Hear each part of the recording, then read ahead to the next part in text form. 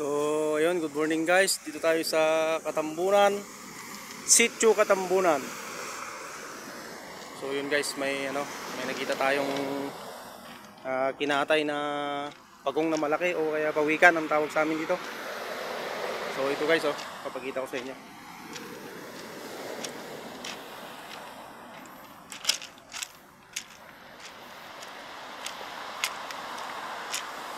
Bakit kaya ganun mga guys? Kawawa naman itong mga ang gantong klase na pagong. Kasi mangingitlog yan eh. Problema, siguro may nakakita dito. Ayan po guys, kinatay na nila. Kawawa naman, laki malaki to guys, malaki Ayan guys grabe naman. Hindi lang sila naawa Grabe naman to guys. Yan laki Wala na.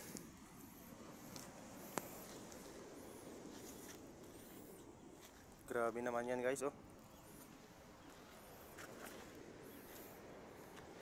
So sana sa mga kapatid natin dito na pumupunta, kung may makita man sana kayong mga ganitong pawikan, huwag naman ninyong katayin at kawawa naman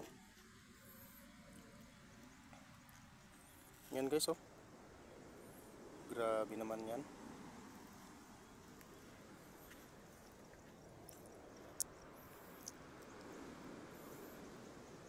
So para sa kaalaman ng lahat, alam nyo ba kung kayo ay mahuli dito na nagkakatay ng ganyang pawikan, ay malaki ang babayaran mo dyan.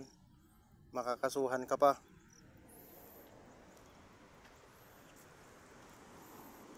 Ayan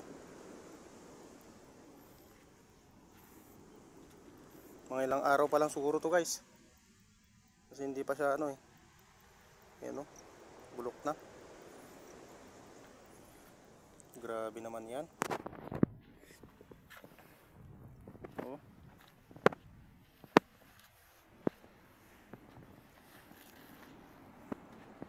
sana.